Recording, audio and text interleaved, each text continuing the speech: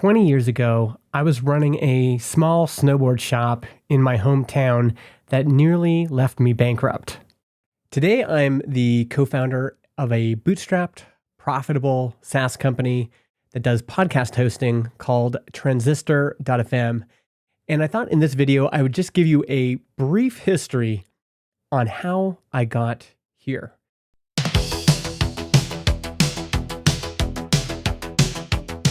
And I think we need to start in the early 1980s when my family got its first computer, this Commodore VIC-20. Both my parents were teachers. We had computers kind of my whole life. We gradually upgraded to a Tandy 1000 and then other PCs. I got really into computers to the point where it kind of consumed my whole identity. That's me in grade 9. And then when it came time to go to college, I decided to go for business. That was the other thing I've always been interested in is business. In high school, I ran a few different businesses. One was an event business where we ran raves and other events. And initially my goal was to go get my business degree and then be an entrepreneur. And in fact, while I was in college, I started my first real business, Media Head Productions, where I did web design, web hosting, and video production. And I really loved running my own business, but once I graduated from college, I ended up going and working for a snowboard manufacturing company. There was two reasons for this. One, the economy was not super great at the time. It was right after the dot-com crash. There was really no tech work available. And I'd always been into snowboarding and wanted to see the business side of how that worked. Ended up starting my own snowboard shop after that.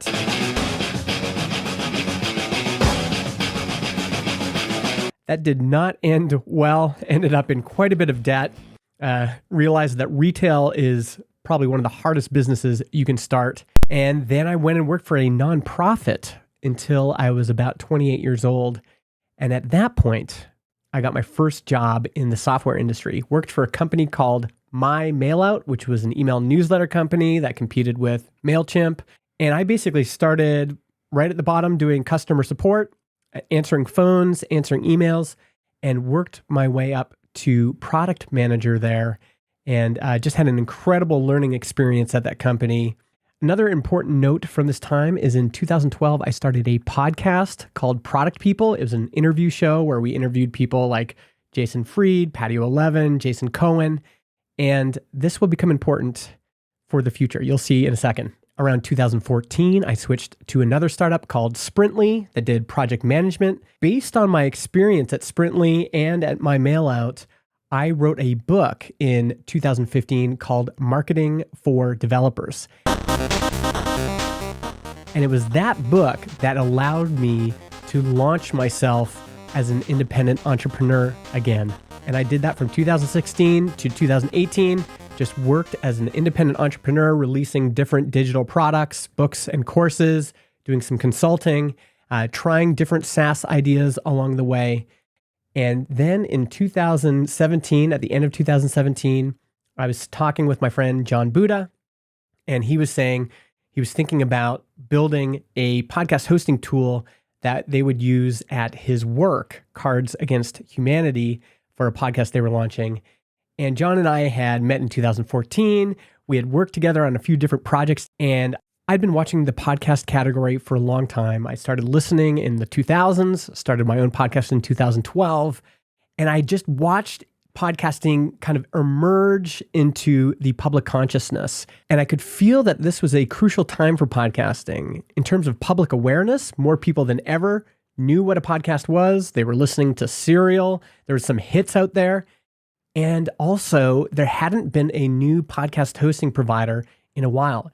And so I pitched John on the idea of us building Transistor together. And in early 2018, we signed a partnership contract, started working on Transistor together. After all of that, we decided to add some more features and then open up early access. And we did that in the last 2 months. This is what our early access invites look like. And right now we have about 56 early access customers. And so that's how we validated Transistor so far. We officially launched August 1st, 2018.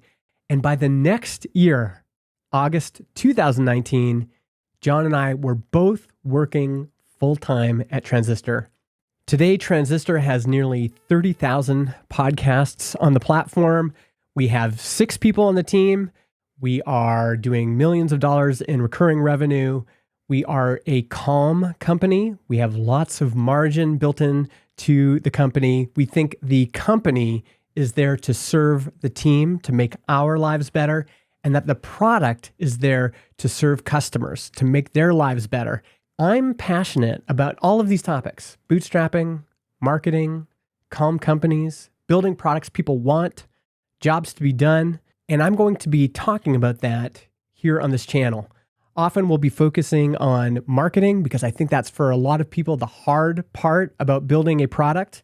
But my goal and my passion, something I've been willing to do and not get paid for it, is to share my experiences, to share the wisdom I've garnered from other people, other founders that I know, and to help other people build independent, profitable, calm companies.